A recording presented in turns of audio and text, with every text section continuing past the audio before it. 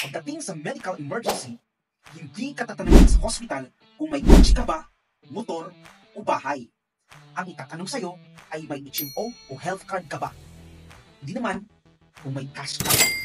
Kaya marami ang nagbebenta ng properties ng palugi dahil kailangan ng pera pambayad sa hospital. Ang masaklap ay kung walang maibenta ay mapipilitan na lang mangutang o makinig sa ibang tao. Nahihirapan ang pamilya kung saan hahanap o kukuha ng perang pampagamot.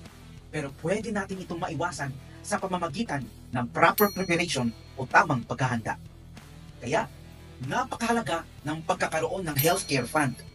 Katulad ng Kaiser Ultimate Health Builder na magagamit mo for health emergencies or hospitalization. May life insurance din ito to protect your family and your income. Maganda din pag hindi mo ito nagamit dahil pwede mo din itong i-treat as savings. Kung totoong interesado kang malaman ang details nito, meron kaming ginawang video training kung saan malinaw naming tinuro ang kabuuang detalye nito.